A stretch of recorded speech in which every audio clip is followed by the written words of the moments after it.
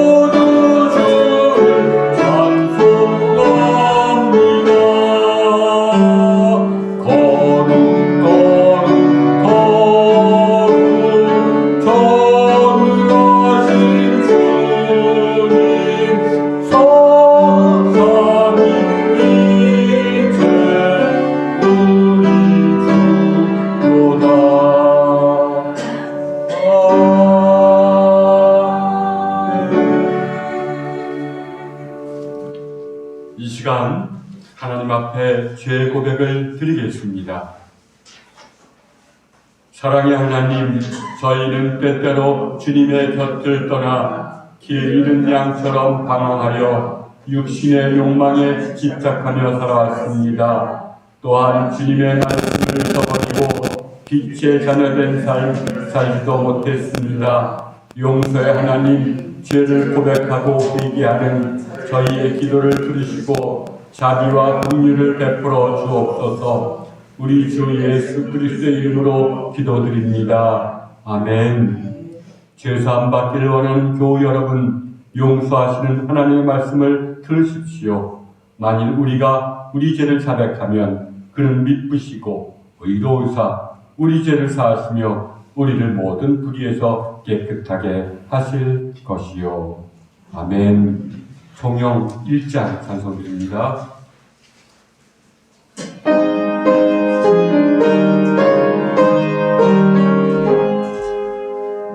만복의 근원 하나님, 온 백성 찬송 드리고 저 천사여 찬송하세.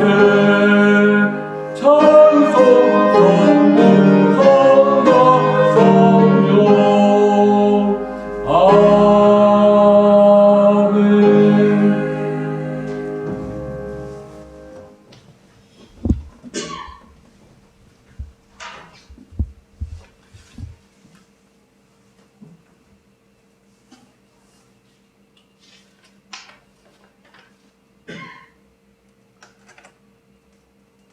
은혜가 풍성하신 하나님, 찬양과 경배를 받으옵소서. 죄로 물든 우리를 예수님의 십자가 공로로 죄로부터 자유케 하신 은혜를 감사드립니다. 우리를 위하여 채찍을 맞으시고 우리의 죄를 사하시기 위해 십자가에 못 박히신 예수님 안에 살기를 원합니다. 지금 이 세상은 바이러스로 인해 험하고 무섭습니다. 참 평안이신 예수님 안에 있을 때 두려움과 불안이 사라지고 어떤 상황 속에서도 믿음으로 이겨낼 줄 믿습니다. 깨어있어 기도하라 하신 주님의 말씀대로 주님의 교회가 깨어 기도함으로 세상을 이기고 세상을 변화시키게 하옵소서. 섬김을 받기보다 섬기려고 오신 주님을 기억하여 우리도 서로 낮아져서 제자들의 발을 씻기신 주님 닮게 하옵소서. 병마의 구탕에 있는 이온의 권사님에게 힘과 용기를 주시어서 늘 기도 속에 풀림의 은혜가 있게 하옵소서. 말씀 전하실 정일원 목사님을 성령님의 권능으로 붙으시고 듣는 우리의 가슴이 주님의 사랑을 다시 깨닫는 시간이 되게 하여 주시옵소서. 이 모든 말씀 우리 주 예수 그리스도의 이름으로 기도드립니다. 아멘. 오늘 하나님이 우리에게 주시는 성경 말씀은 신약에 있는 마태복음 21장 1절부터 11절까지의 말씀입니다.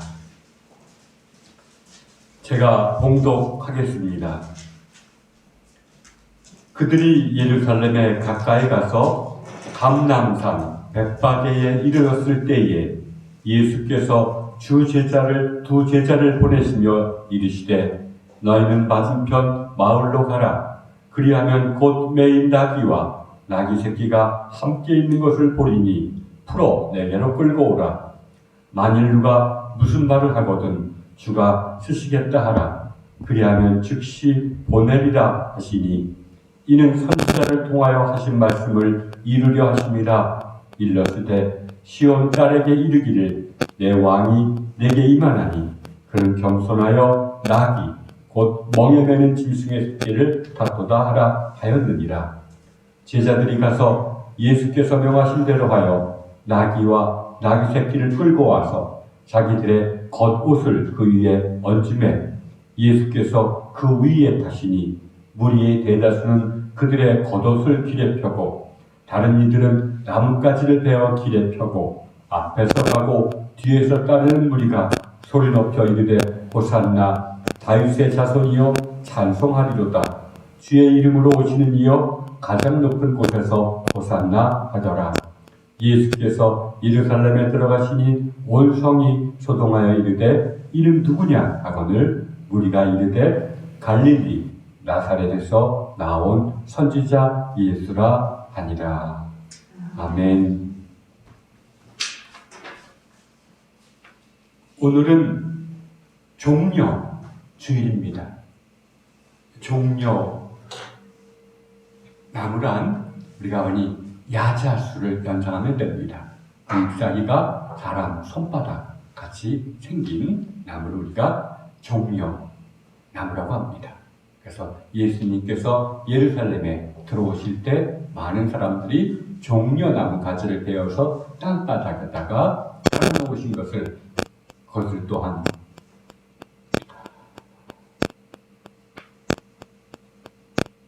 그 나뭇가지를 베어서 길에 펴신 것을 그것을 상징해서 이 예루살렘에 입성하신 날을 우리가 종려 주일이라고 하고, 일주일 동안 예수님께서 고난 받으신 것을 기억하며 고난 주간을 지키고, 그리고는 다음 주일이 이제 부활 주일입니다. 예수님께서는 옛 말씀에 따라서 나귀를 타고 예루살렘에 들어오셨습니다. 이것은 옛 말씀에 의하면 당신이 이스라엘의 왕, 곧 메시아이심을 사람들에게 암시해주는 상징적인 행위입니다. 그러나 예수님은 나귀를 타고 겸손한 왕, 지배하는 메시아가 아니라 겸손히 남을 섬기는 메시아요, 많은 사람들을 위해서 자기 목숨을 내놓는 하나님의 고난받는 종이요, 하나님의 어린 양이요, 그리고 십자가에 달리셔서 우리를 구원하실 참된 메시아로 오심을 사람들에게 시사해주고 있습니다. 그런데 이런 예수님을 바라보고 또 예수님을 평가하는 사람들은 각각 다릅니다. 오늘 말씀에 보면 예수님이 십자가에 달리기 전까지는 많은 사람들이 예수님을 선지자, 곧 예언자로 여겼습니다. 예언자란 랍비보다 어찌 보면 한 단계 더 하나님께 가까이 나아간 사람이라고 얘기할 수가 있습니다. 똑같이 랍비와 마찬가지로 하나님의 뜻을 사람들에게 선포하는 일은 똑같지만 권능을 갖습니다. 그리고 하나님이 함께 하신다는 증거를 가는 사람입니다. 그래서 하나님의 이름으로 병을 고치고 때로는 기적도 베풀면서 당신이 하나님께서 보내신 사람이라는 것을 증거할 수도 있는 분입니다. 이런 분이 이제 하나님의 뜻을 사람들에게 선포하는 것을 보고 많은 사람들이 참 선지자다라고 여겼을 것입니다. 또 어떤 사람들은 예수님을 랍비로 참 성경을 풀어주는 그 권위와 그 지혜가 놀랍다, 참 랍비 중에 랍비요, 하나님의 뜻을, 성경의 뜻을 우리에게 잘 풀어주는 랍비로 여기는 사람들도 있습니다. 성경에 보면 많은 사람들이 선생이요 라고 우리가 예수님을 불렀던 것을 볼 수가 있습니다. 선생이라는 것이 곧 랍비라는 것이죠. 또한 반면에 많은 바리새인들과 또 유대교의 지도자들은 예수님을 율법을 모독하는 자요, 그리고 하나님을 모독하는 자로 여겼습니다. 그래서 그분이 계속 활동한다면 이것은 하나님을 모독하고 우리 유대민족을 모독하는 것이 돼서 그를 제거하려고 마음먹었던 사람들이기도 합니다. 또 많은 사람들, 로마의 그런 지배자들이나 또 많은 사람들은 무관심합니다. 오직 예수님이 하시는 행동과 말이 내 이익에 유익하면 가만 놔두고 내 이익을 침해하면 가만히 있지 않는 많은 사람들이, 이런 사람들도 있었습니다. 여러분, 예수님은 그러나 우리가 알듯이 십자가에서 우리가 달리시고 난 다음에 3일째 되는 날 부활하셔서 그리고 오늘도 하나님 안에서 우리와 함께 하십니다. 그래서 그러나 오직 하나님 안에 계시기에 성령님에 의해서 눈을 뜨게 된 자만이 주님의 임재를 느끼게 되는 것입니다. 그러나 교부들에 의하면 이제 주님은, 부활하신 주님은 온 곳에, 하나님과 마찬가지로 온 곳에 계실 수 있지만 특히 우리의 마음속에 오신다라고 얘기합니다. 인간의 중심이 우리의 마음에 오신다라고 얘기합니다. 그래서 성령님의 인도하심을 깊이 따르다 보면 주님께서 우리의 마음속에 오늘도 오시는구나라는 것을 느낄 수가 있다는 겁니다. 마치 종려주일날 당신의 성전이 있는 예루살렘에 들어오셨듯이 오늘도 주님께서 우리의 마음으로 들어오시려고 하신다는 것을 깊은 영성가들은 얘기해주고 있는 것입니다. 여러분, 우리는 예수님을 누구로 받아들입니까? 혹시 옛날 사람들처럼 랍비로 또 예언자로만 받아들입니까? 그래, 그분의 말씀은 참 진리야. 난 그분의 말씀을 따라. 난 그분의 정말 말씀과 그분의 행위는 나 정말 하나님의 사람으로 보고 나는 그분을 따를 거야. 이렇게 생각할 수도 있을 겁니다. 그러나 주님께서는 그 이상을 요구하십니다. 당신을 메시아로, 그리스도로 받아들이시를 원합니다. 또 우리 안에는 많은 사람들이 그리스도를 고백하지만 때로는 나의 유익에 주님의 말씀과 주님의 뜻이 저촉된다면 나는 언제든지 주님의 말씀을 따르지 않을 거야. 오히려 주님의 말씀을 외면하거나 주님을 내쫓을 각오가 되는 사람들도 있을 것입니다.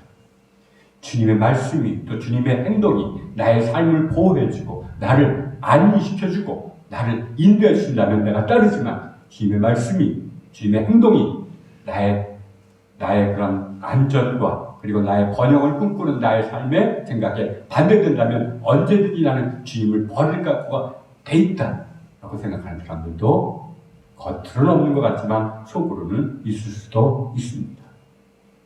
그럼 우리는 주님을 누구로 받아들입니까? 메시아로, 그리스도로. 주는 그리스도시요 살아계신 하나님의 아들이십니다 라고 고백하는 사람을 참으로 기독교인이라고 말합니다.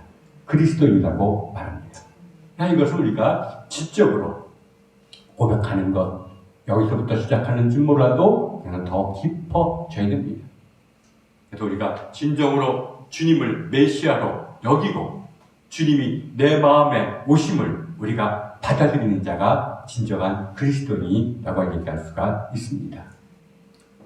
그렇다면 주님이 우리 안에 오셔서 당신의 일을 하시도록 우리가 돕고 또 그분의 일을 인정하고 또 그분께 우리의 모든 것을 맡기는 것이 우리의 할 바입니다.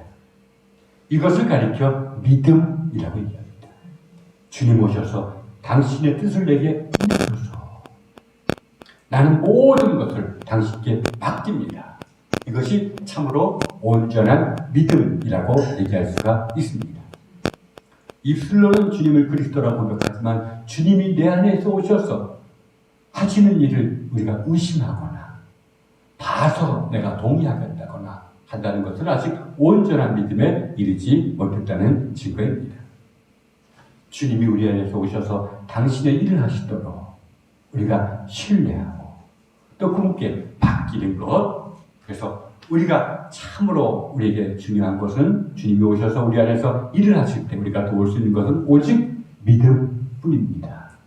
그러나 지적인 동의만이 아니라 그분을 인격적으로 신뢰하는 것. 그분을 인격적으로 신뢰하기 위해서는 그분의 임재를 먼저 느껴야 하지 않을까요? 그분의 임재를 느끼지 못하는데 어떻게 그분을 인격적으로 신뢰할 수가 있겠습니까? 믿음은 값싼 믿음이 아닙니다. 물론 지적으로 고백하는 것도 확신하는 것도 믿음의 시작이지만 온전한 믿음은 아닙니다. 온전한 믿음은 하나님의 선물입니다. 하나님의 은총이 깊어질 때 우리가 주님의 임재를 느끼고 주님께 나를 맡길 수가 있게 되는 것입니다. 그래서 참 믿음이란 하나님의 선물이지만 우리가 끊임없이 수행하고 주님의 말씀에 따라서 우리의 이기적인 본성과 싸우는 수행을 하고 또 우리가 성경을 깊이 묵상하면서 기도하는 그런 과정 속에서 이러한 하나님의 선물이 우리에게 주어진다는 것이 교부들의 가르침입니다. 그래서 수행과 묵상과 기도를 게을리하면서 또 우리가 참된 믿음을 강구한다는 것은 어찌 보면 참으로 이것은 모순이 아닐 수가 없습니다. 물론 믿음은 우리의 수행과 기도가 부족해도 우리가 수행이 없어도 갑자기 하나님이 우리에게 믿음을 주실 때가 있습니다. 하나님께 모든 것을 내가 진정으로 맡길 때가 있습니다. 그때 우리의 마음은 평강합니다. 그때 우리의 마음은 평화스럽습니다. 또 우리가 주님께 모든 것을 맡기려고 합니다. 실제로 아무 일 하지 않아도 그래서 종교개혁자 중에서 오직 은혜, 하나님의 은혜로 우리에게 믿음이 주어지는구나라고 고백합니다. 그러나 오직 하나님의 은혜로만 주어지는 믿음이 더 깊어지지 않으면 우리가 또다시 시련을 또다시 내 마음속에서 악한 생각이 나와서 믿음을 허물어뜨리거나 또는 내가 이기적인 본성에 따라서 살려는 마음이 또다시 나옵니다. 그래서 많은 교부들이 고백합니다. 웨슬리도 고백했습니다. 믿음을 느끼는 순간 참으로 기뻤고 감사했지만 또다시 악한 생각에 휘둘려서 내 마음이 또한 황폐화되는 것을 본 것입니다. 그래서 믿음이란 하나님의 믿음이 주어지기 전이나 또 얕은 믿음이나마 믿음이 주어진 후에도 우리가 수행과 묵상을 게을리하지 말아야 합니다. 그래서 참으로 절제하고 또 내가 있는 것을 나눔으로써 내 이기적인 본성과 싸우고 또 마음을 성찰하면서부터 또 성경을 묵상하고 기도하는 이러한 과정이 깊어질 때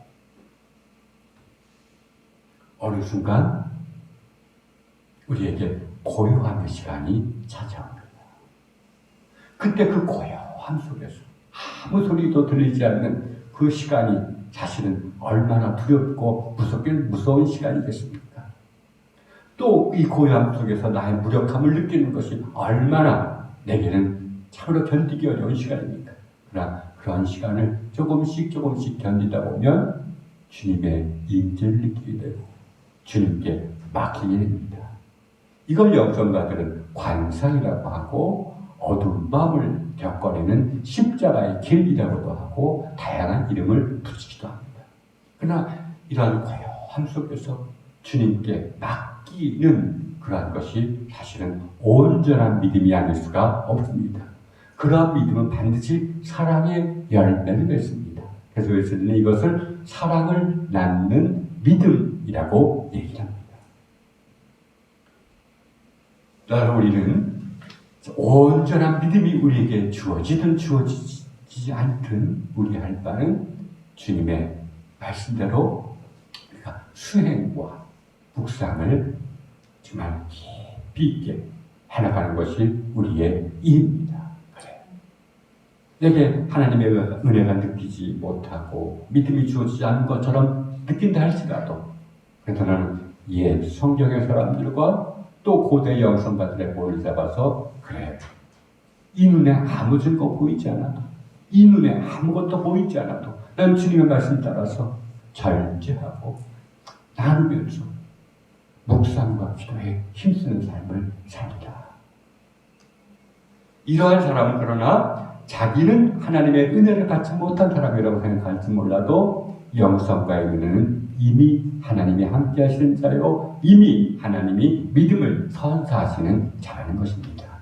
우리가 때는 어떤지 못 어떤지 간에 그래서 우리가 참된 그리스도의 삶 하나님이 우리에게 원하시는 참된 믿음이 우리에게 주어지길 바라면서 수행과 그리고 묵상의 길을 걸어나가는 사람이 되어야 합니다.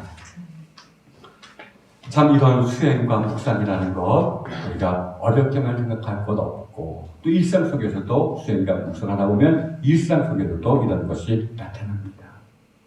오늘 코로나19 이런 사태로 인해서 많은 사람들이 불안해합니다. 그럼 한번 그 원인을 한번 묵상해 보시기 바랍니다. 왜 불안해합니까? 건강하고 행복하게 살고 싶은 우리의 본성이 있기 때문입니다. 물론 우리가 정부의 지침을 따라서 주의를 해야 됩니다. 또 남에게 피해를 끼치지 않기 위해서라도 우리가 참 수칙을 지켜야 됩니다. 그러나 우리가 아무리 노력한들 때로는 감염될 수도 있다는 것이 그것을 우리가 알기 때문에 더욱 불안해합니다. 내 잘못으로 내가 감염된다면 괜찮은데 내가 잘못하지 않아도 감염될 수가 있다는 사실을 확인되자 많은 사람들이 불안해합니다. 왜 불안합니까?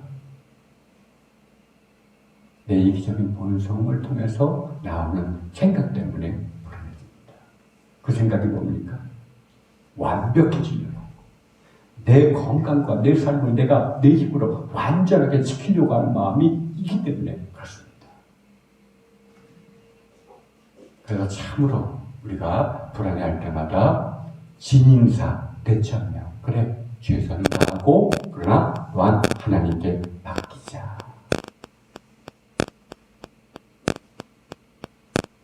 염려하지 말라.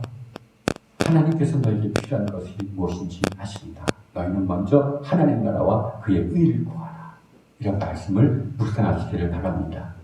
또 우리가 불안해하는 이유는 나뿐만 아니라 나 때문에 다른 사람들이 감염되는 것을 두려워합니다. 이것 자체는 선한 마음이죠. 남을 배려하는 마음입니다. 그러나 우리의 마음속에는 내가 감염될 때 아직 되지 않았다 할지라도 그 사회로부터 내게 다가오는 비난이 두렵습니다. 내가 사실 아무런 잘못한 것 없어도 사람들이 감염됐다는 이유만으로 나를 비난하는 것을 내가 또한 두려워하는 것을 우리 마음이 알고 있습니다. 왜 그렇습니까? 우리에게 아직 본성을 통해서 허영이라는 생각이 나타나기 때문입니다. 다른 사람의 시선을, 다른 사람의 소리를 늘 의식하고 산다는 것입니다.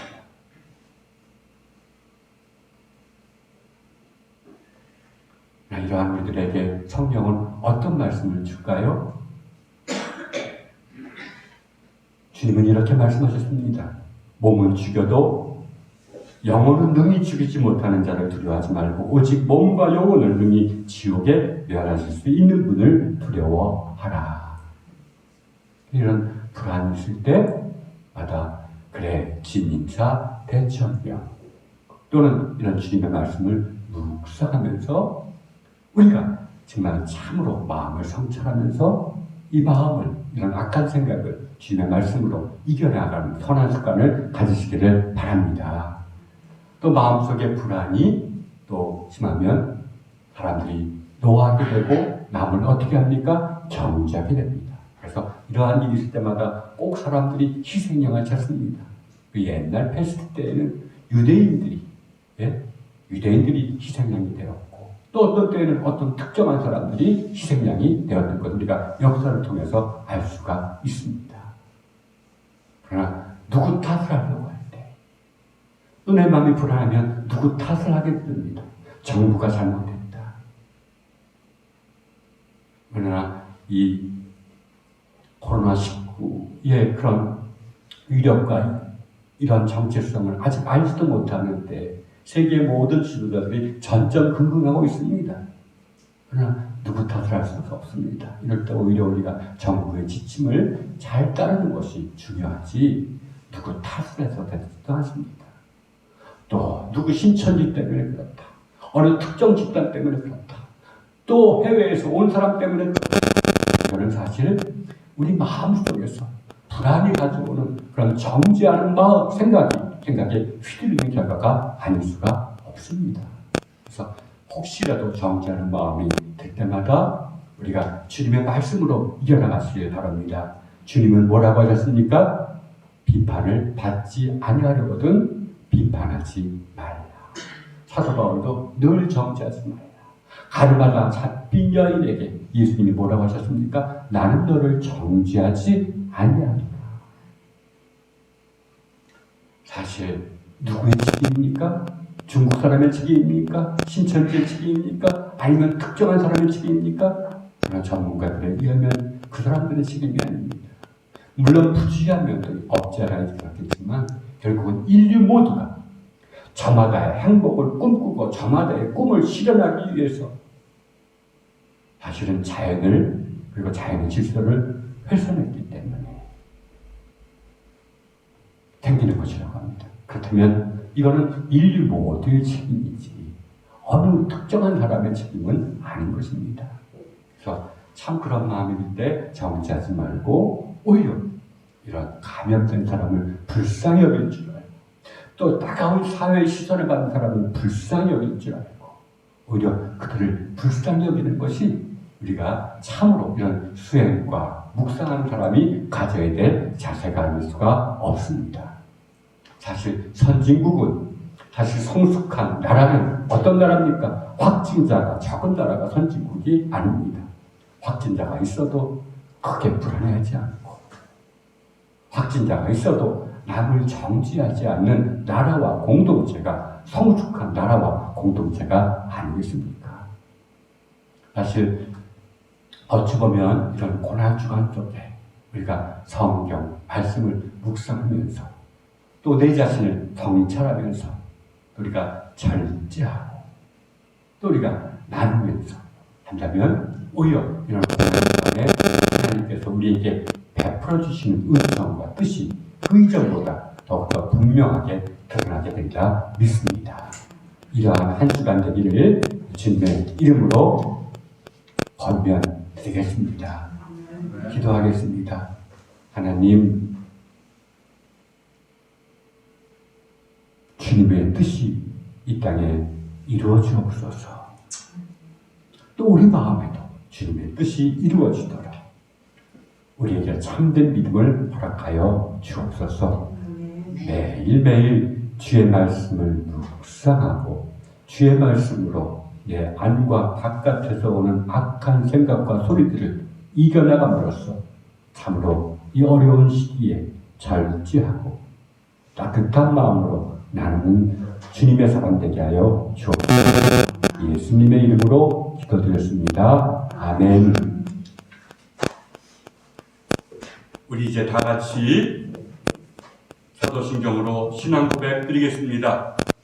전능하사 천지를 만드신 하나님 아버지를 내가 믿사오며 그 외아들 우리 주 예수 그리스도를 믿사오니 이는 성령으로 잉태하사 동정녀 마리아에게 나시고 본디오 빌라도에게 고난을 받으사 십자가에 못 박혀 죽으시고 장사한 지 사흘 만에 죽은 자 가운데서 다시 살아나시며 하늘에 오르사 전능하신 하나님의 우편에 앉아 계시다가 결려서 산 자와 죽은 자를 심판으로 오시리라. 성령을 믿사오며 거룩한 공예와 성도가 서로 교통하는 것과 죄를 사하시는 것과 몸이 다시 사는 것과 영원히 사는 것을 믿사옵나이다. 아멘. 282장 찬송하면서 봉헌합니다. 1절과 마지막 절 찬송 드리겠습니다.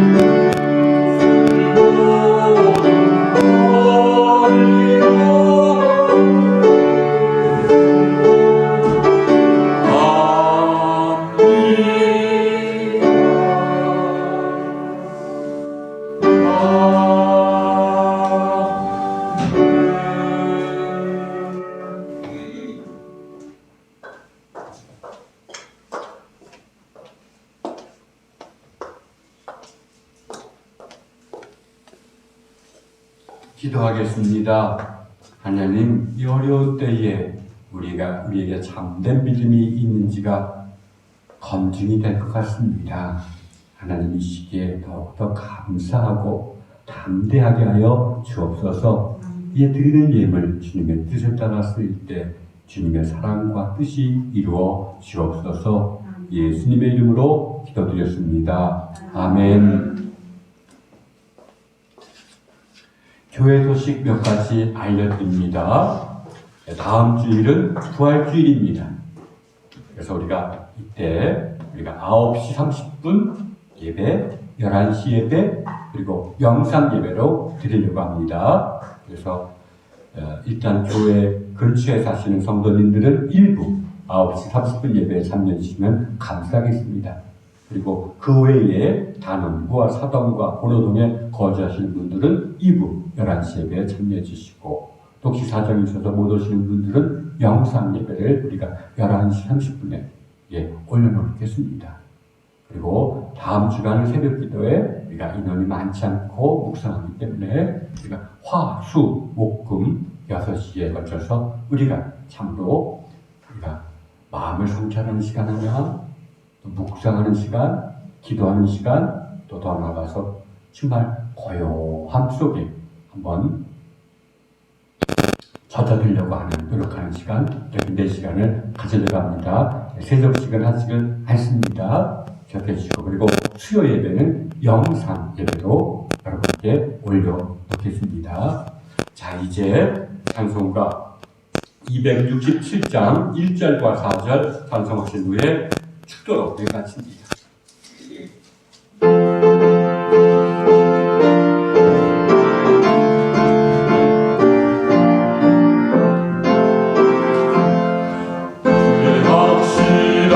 약속의 말씀 듣고 주만 믿으면 오늘 오늘이라.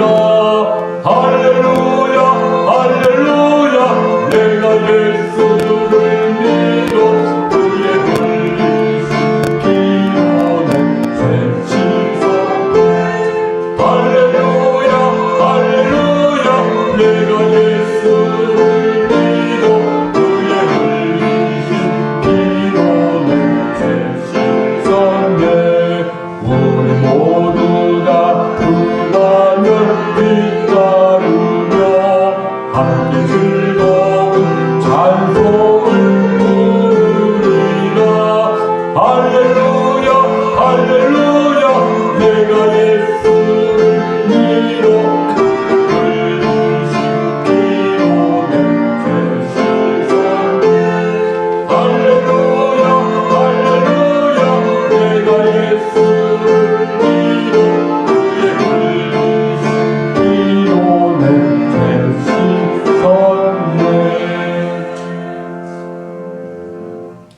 하나님, 조용히 주님께 예배드리는 자에게 성령님께서 인도하셔서 주님께서 하셨던 말씀을 기억하게 하시고 묵상하게 하여 주옵소서.